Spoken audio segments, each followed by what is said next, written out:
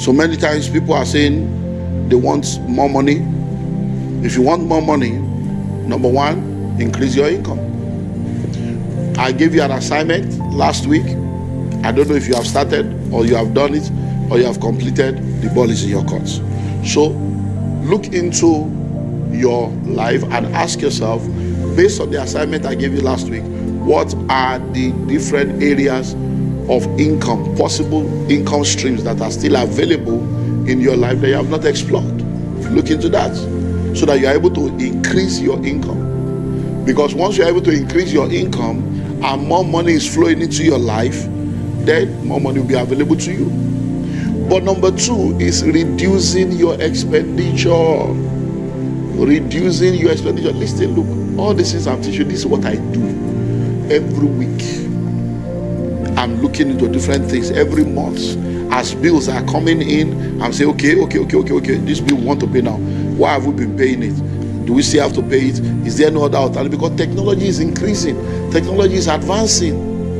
And there are many things you are paying for now that a new technology, a new software, a new app has been able to take care of that. And you don't need to pay for it anymore. But because you are not doing this thing and you are not intentional about looking into all this area, you just assume that that's where we have been doing it.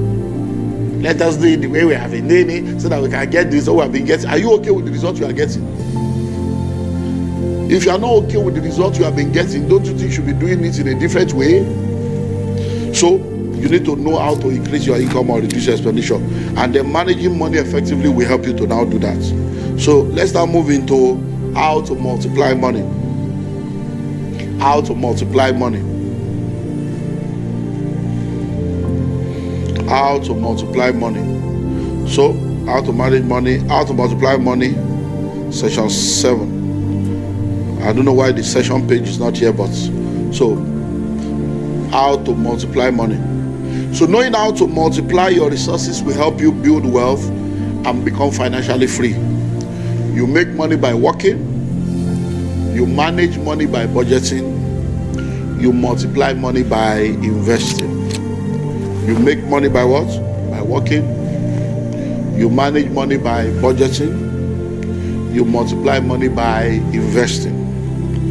You make money by working, you manage money by budgeting, you multiply money by investing.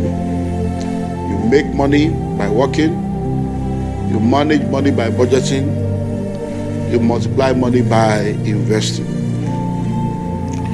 So to multiply money effectively, you need to differentiate between savings and investments. It's very, very important. You need to differentiate between savings and investment. If you are going to multiply money, you don't multiply money by saving. Savings is part of the financial management level, not investment level. You don't multiply money by savings. You manage money by savings. So savings is part of the budgeting aspect. You know, we've dealt with that last week already. So don't now assume that, oh, I'm saving money, I'm multiplying money. No, you are not multiplying money, because savings is not an investment. So don't equate your savings for investment. You can save for investment, but savings is not an investment. You can save for investment, but savings is not an investment. So that's one thing you need to know. Saving is setting money aside for a purpose. Investing is sending money on assignment for a return. Because if you understand the way finances work, any money you save in the bank, by inflation and devaluation, that money is actually losing value. But you still need to save, because that discipline and culture is required, because there are financial principles that requires you to save. I've told you already, 6 to 8 months of your living expenses saved up in cash. So you cannot say, I'm not going to save again. No, you still need to save. So a lot of people struggle to save and wonder why they still don't have money to multiply, why they still don't see their money multiply. Saving is setting money aside for a purpose. So an investment is one of those purposes why you save. So like I said, sometimes the interest rate on your savings is far below the inflation. Investing is sending money on assignment for a return. So you save so you can have money to invest, and it's by investing that you multiply money. So everybody needs to save a minimum of 10 to 20% of all their income, and then after a while you can save 50, 40 depending on a lot of factors, but minimum 10, 20 should be saved. And that money you are saving it for many reasons. Last year I did a series part 1 to 5, developing a savings culture. So if you were not around, you can go to my YouTube channel to see that, developing a savings culture part 1 to 5. Okay, so you need to be careful where you invest, and that's why we always say investigate before you invest. Investigate before you invest. So investment is very, very important if you are going to multiply money. So let's now look into different places you can invest into, and then we'll continue. Number 1, stocks and shares. Buying into companies to share in their profit. So right now the Nigerian stock market is doing well. We are back into the boom of the market, and I will advise you not to join the bandwagon like people did in 07, 06, 07, 08. I will advise you not to do that. You need to study the stock market, understand the stock market. Better still, get a stockbroker or a fund manager, and then open an account with them, and then let them begin to help you to manage the investment. So you can say, okay, I have 100,000 every month, I have 50,000 every month. You be helping me to decide what stock is good, and then so that they can buy, sell. You have to now decide whether you want to be a stock trader or a stock investor. Those are two different things, so that you can know if you are going for the long haul or just want to trade and do high risk and high return and just turn your money over and move on. So all this needs to be looked into. So when you are into stocks, one thing that happens with stocks is that it is one investment with 3 returns. Buying shares of a company means that the company does not belong to you, but when you become a shareholder, you become a part owner of the business. So by being a shareholder, you become a part owner of the business, and you can now share in the profit of the business. That's what it means to be a shareholder. So that you are working in a company does not make you a shareholder, but buying shares in the company makes you a shareholder, even if you are not working in the company, because investment is your money is working for you instead of you working for money. So you need to understand that it's very, very important. So it is one investment with 3 returns. So when you invest in the stock market, number 1, you have what we call capital appreciation. So if you buy a stock of a company for 12 naira and the stock increases to 14 naira, you have made 2 naira profit on each stock. That is capital appreciation. That is one way that you make money when you become a stock trader or investor. Number 2 is what we call dividends. Dividends. Now, dividends means that every year when the company has done their books and they have discovered how much profit they have, they now earmark a portion of their profit to be shared among all the shareholders, and that is dividends. So you make money by capital appreciation. Then number 2, you make money through dividends, and then number 3, you make money through bonus shares. So from time to time, when you are part of a company, they might now say, okay, what we want to do now is for everybody that has shares with us, for every 5 shares that you have, we'll give you 1 free share as a bonus. So you make money in different ways just by investing in the stock market. So if you want to play in the stock market, you can play in the stock market right now, and go and study more about it so that you can begin to invest. And number 2 is properties. Properties. I don't need to tell you about that. You know that that's one of my passion, because I've learned how powerful real estate is. So investing in real estate to build wealth and get return. And when it comes to real estate, like I've said over and over again, every business on earth is a real estate business. Every business on earth is a real estate business. So you need to invest in real estate. And a city today was a village yesterday. A village today will be a city tomorrow. You don't wait to buy land. You buy land and you wait. Very, very important. Okay, so real estate, so you can do land banking, go into a bush, go into a forest, go into a far place, buy the land and wait for the land to appreciate.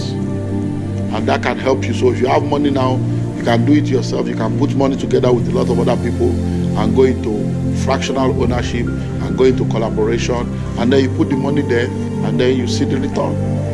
So property is one thing that you can also do. Number 3 is businesses. Building your own business, starting your own business, becoming an entrepreneur is one way that you can invest. So that instead of the money just sitting there in the bank or the money being spent and wasted, you invest the money into business. But one thing you can also do is not just your own business, you can also invest in other people's business. And you can become an equity owner, or you can become an angel investor or a venture capitalist, whereby somebody else is the owner of the business, but you own part of the business. Not like buying shares and stuff, but just buying equity, which is the same thing, but it's different in the sense that you are meeting the people. So I want to buy into this business. How much can I give you? What can I get from this? So that's one of the. So you have production business, you can go into trading, you can go into farming, you can go into import and export. There's so much in all this that can be done, so much within the value chain that can help you to make money. Number 4 is intellectual properties, coming up with your own inventions, product or services. I believe very strongly in this. I've written over 100 books. I've published 56 of them right now, and I'm still going to be doing, I think 2 more books before the end of the year for another market. And I'm telling you, you can make money by coming up with your own intellectual property. So instead of just being happy that you have a designer bag, a designer shoe, designer handset, designer wristwatch, why not become the designer that people will buy? Why not become the designer that people will be interested in doing business with, or in having your brand name associated with them? Number 4 is intellectual property. Number 5 is internet business, making money online legitimately by automating your business or selling online. There is so much, in fact, a whole lot that can be done online, a whole lot that can be done online. Everybody online is not doing Yahoo. There's so much money in remote work, there's so much money in investing in all kinds of things. And probably before the end of the year, we'll look into maybe do a series again on opportunities that you have online that you can take advantage of, so that we can look into that. So these are all some of the things that you can invest into, so that you understand how to, now you know how to make money, you know how not to make money, you know how to make money. You make money by working either for yourself or for somebody else. You know how to manage money by budgeting, and then you multiply money by investing, and now you know different places that you can invest into. So because we still have so many grounds to cover, let's go to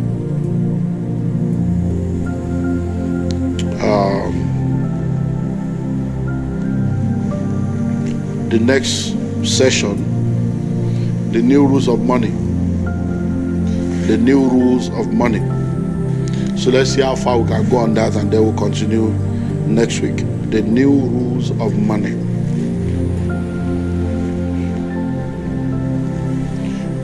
Well, we have said it over and over again. Change is the only constant in the world that we live in. And as the world continues to evolve, we need to understand that the game is the same, but the rules have changed. So if you want to continually be relevant, like I've said over and over again, you need to continue to learn, unlearn, and relearn, and you need to continue to update yourself. If you are not informed, you will be deformed. If you are not inspired, you will expire. If you are not updated, you will be outdated. If you are not in the know, you cannot be in the flow. What you know determines how far you go, because those who know rule over those who do not know. So you need to ensure that you do everything you can to continue to update yourself. So when it comes to this issue of money, there are new rules of money. Now, doing the same thing over and over again and expecting a different result has been discovered to be another definition for insanity. And because we are not insane, we need to know that the world is changing, rules are changing, and there are many things that were not available before, that were not part of our world before, that are now available, and they are part of our world. So in the world of finances, there are 8 new rules that are now part of our lives, and I want us to explore these new rules one after the other. So number 1, the first new rule that you need to know is that knowledge is the new money. Knowledge is the new money. I remember when we're looking into where money hides, I've shared a lot of things with you. I remember sharing with you my experience when I was traveling in the 90s, in 1997. the nothing to declare, something to declare story. What had happened was in 1997, my first trip to the UK was in August of 1997. And then I went back in November of 1997 because there was an opportunity for me to begin to sell home videos, music, and books to supply different stores in the UK. And by the time we got into 1998, I began to go to UK 4 times in a year. By 1999, I was going to UK every 2 months or thereabouts because I was now a major supplier of all this material. But what had happened was, when I go with loads of bags, 14 bags, 16 bags, and I was carrying a lot of load, but I was making money, but not as much as I began to make when I began to sell knowledge instead of selling products. By 2003, I was invited for a major event in the UK where they paid for my business class ticket, paid me a speaking fee, and the money they paid me was more than the money I used to make when I was carrying all those bags. And in one of the times I traveled to the UK, I realized that because of the load I carried at the airport, you have something to declare, nothing to declare. I went through nothing to declare, and they said, no, come this way. And that's why I realized that there are some things that are tax-free, that are taxable and all those stuff. But I've shared the story before. But now in 2003, when I went in, I just went in with my suit bag and rolled in. Nobody stopped me for anything. But this time around, I had nothing physically to declare because what I wanted to declare was already inside me. I had become the mobile money. So knowledge is the new money. If you look at life today, you realize that the rich people today are not industrialists. They are not agrarian. They are not, no, the rich people today are people that are trading in ideas, trading in intellectual properties. So knowledge is power, ignorance is darkness. Those who know will forever rule over those who do not know. What you know determines how far you go, because information is the key to transfer. So money flows like a current from those who don't know to those who know. So one thing that you need to understand is that in the world that we live in today, give attention to knowledge. Once you know, those who don't know, they will pay you for what you know. That's it. Knowledge is the new money. So instead of looking for money, seek knowledge. When you seek knowledge, you will have value. And money flows in exchange for value. What is value? Solving problems, meeting needs, and answering questions. And that's how many people are making money today, because they know what other people don't know. So one major question that people ask me all over the world is, what would you advise someone to invest into the most? I get asked that question about, hey, what do you think I should invest into? What do you think I should invest into? And my answer is always the same. Invest in yourself first. Invest in yourself first. Invest in yourself continually. Personal development is a lifetime activity. The day you stop learning, you start dying. So invest in yourself. Make your personal development a lifetime project. Make your personal development a lifetime project. Do it deliberately. Do it intentionally. Do it strategically. Do it consistently. Do it specifically. Do it generally. So number one, do it deliberately. Be deliberate about getting knowledge. Be deliberate about your personal development. I'm telling you, be deliberate about that. Every year, I look for conferences, I look for events that will help me. I read one book every week. I've done that for over 30 years. I go online, I watch this, I read this. All manner, just development, deliberate. Do it intentional, be intentional. Okay, this year I'm going to attend one conference. This year I'm going to attend 2 conferences. This year I'm going to read one book every week or every month. Do it strategically. Be strategic about it to say, okay, I will do this for this area of my life. I will do this for this area of my life, so that you will not be feeding only one area of your life and you are not feeding another area of your life. Because the area you feed is the area that will grow. What you feed is what will produce. Then do it consistently. Don't give up. I'm still learning. I'm still learning. So, by the time I return from this trip now, I'll be returning as a better version of myself. Why? Because of the conferences I'm going to be attending. I'm not just going to say, oh, I'm going on a mission, I'm going on, and I'm going for a leadership conference where I will also sit down for 3 days. I'm not preaching, I'm sitting down for 3 days learning about 14 different sessions. I'll be there learning, and it's not cheap. So you have to be consistent about it. Then do it specifically to say this is one. Because if I'm going on holiday, I say this one is for holiday, this one is for leisure. If you are going for development, say this is a personal development exercise. So then do it generally to cover all the different areas of your life and all the different things that you handle. No one will plan your life or your future for you without your direct involvement. No one will plan your life or your future for you without your direct involvement. Okay, so let's move into the new rules of love number 2. Learn how to use debt.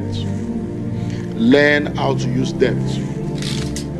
Learn how to use debt. Many people are in serious dilemma or dilemma due to debt, and their greatest desire is to become debt-free. So they don't want to hear anything about debt. I don't want to hear, oh no man, nothing. Oh no man, nothing.